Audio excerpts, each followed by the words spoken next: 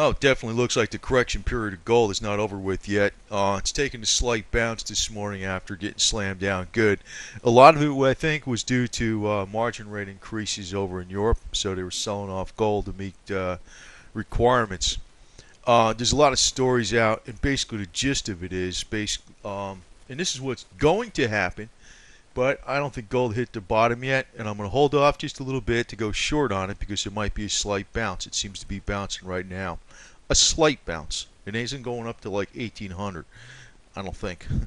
The only way Europe will get more money is to pay for economic stimulus packages to do what the U.S. has done. Bond printing and borrow your way out. Print bonds, sell them to people. I don't know who's going to buy them. Chinese? I have no idea. But that's the theory.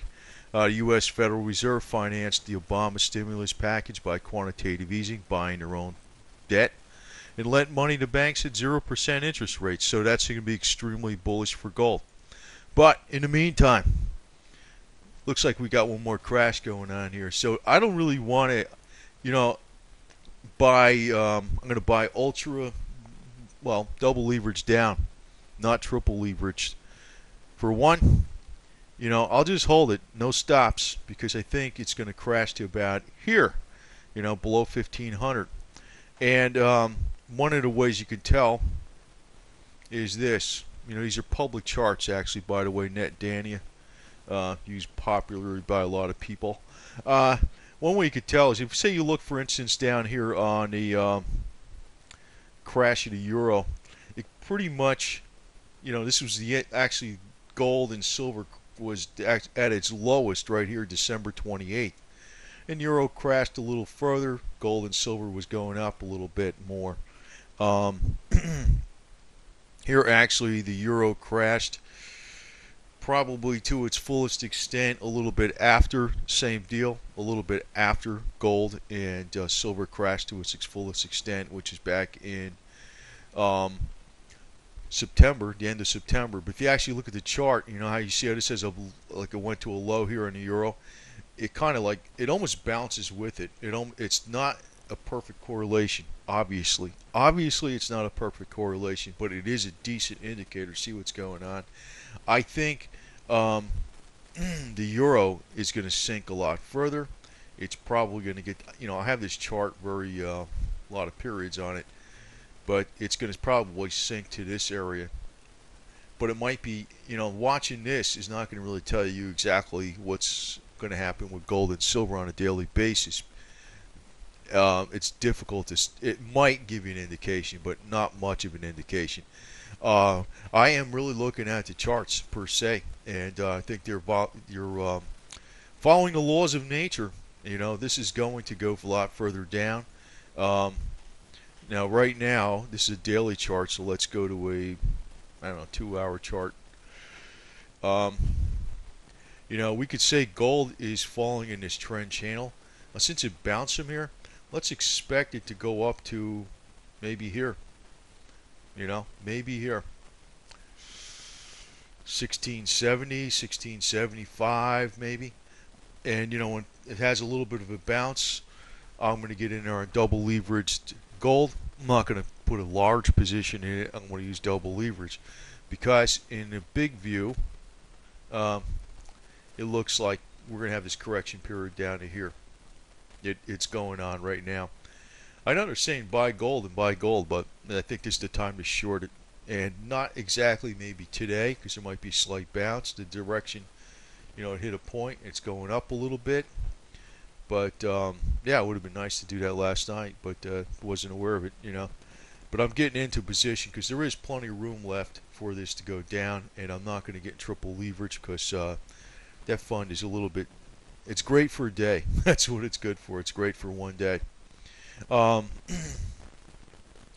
As far as the Japanese yen, this was pointed out. I was looking at this too, and what's going on? It's like they don't want to sell the dollar. There's forecast out there that the U.S. dollar is going to hit an index of 90, and if it hits an index of 90, what I'm thinking is the euro is going to hit toast. Is going to be toast. I mean, it's going to be it's slammed down all the way. But I never trust these forecasts. But right now, Japanese exporters are holding dollars.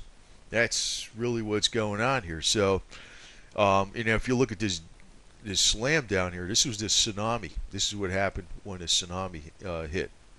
So, you know, I don't know how much longer this trend's going to continue. I don't buy into the fact. I don't buy into the story that the dollar is going to go up in the index of 90. But depending on where the euro goes to, if the euro gets slammed down very hard, it probably could. Now, as far as silver, this is a very, very busy chart. So there's a million periods on here, but I just wanted to bring it out without changing the time, the 2 hour chart. Um, there's no reason it can't go down to here. It's no reason it can't go past this. So, I'm not going to try to short silver because this metal is a little bit wacky. It might be good to try it for a day, but it's too unpredictable. It really is. I feel like I'd rather take, depending on if it works out, I'd rather take smaller gains on double leverage for shorting gold than messing around with trying to short silver. Silver's a wacky animal. But, it looks like, today we had this slam down. Um, Quite obviously, the trend is holding up. If you're looking at this, it would fit right in this channel, no problem, no problem. And it's going down a hell of a lot more than all the silver pundits have been saying. Maybe they're going to start saying it maybe the last couple of days, but what good are they? They just tell me to buy shiny silver coins. I've already done that, so how do you make money, right?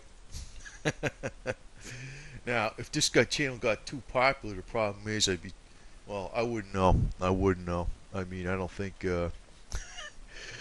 don't think I would sway the market. I don't think I'd ever be that big. But say, for instance, if I'm accurate on this stuff, it's going to make me money, which is really what I'm more concerned about.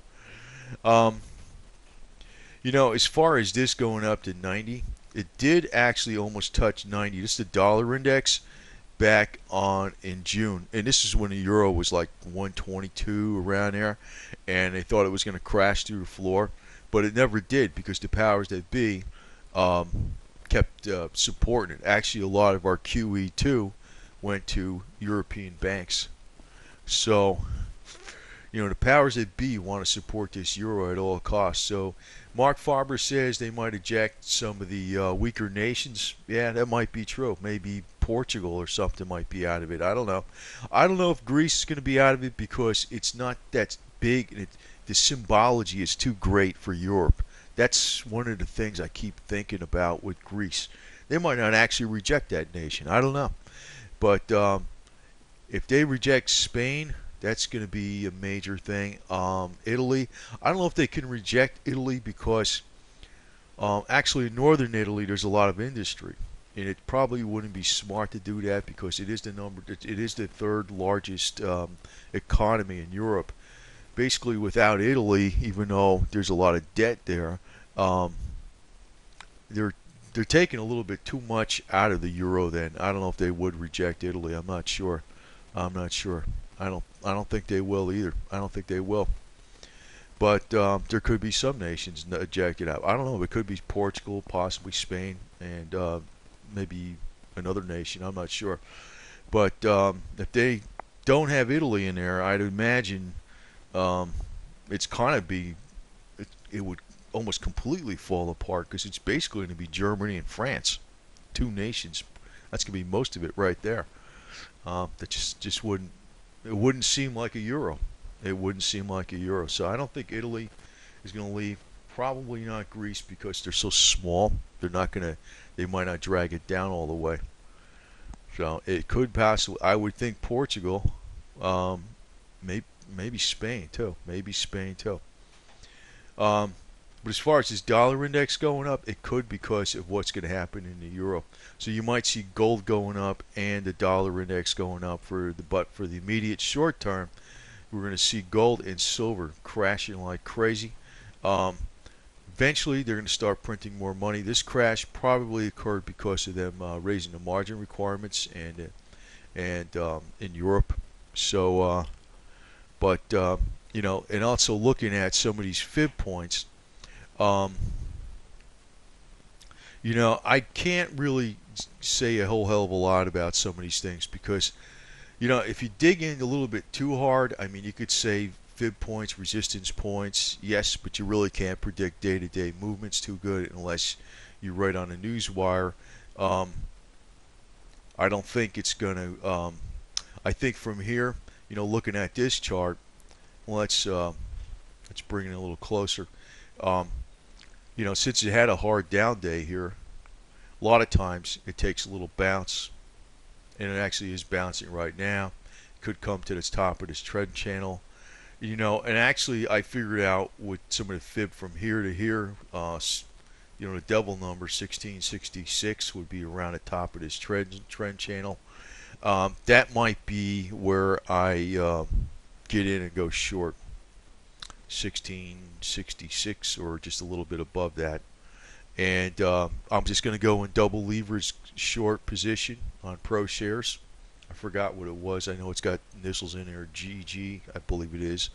Um, and hold on to it. I'm assuming now that the picture is becoming more clear that, you know, looking at how this is going,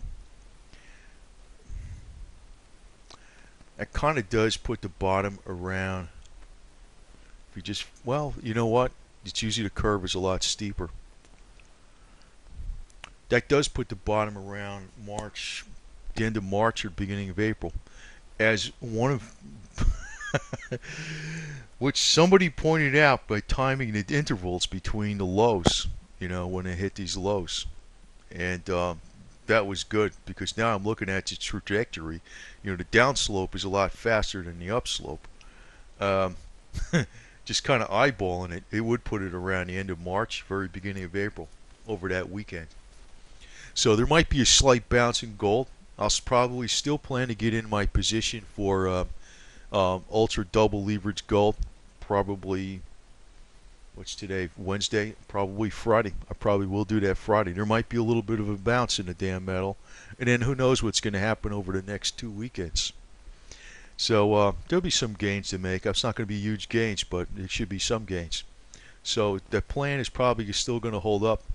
This slam down, like I said, is probably going to bounce to the top of this trend channel. This whole line, if you follow this out, and that puts it around April 2nd. Well, we'll find out. So that's what I'll be doing.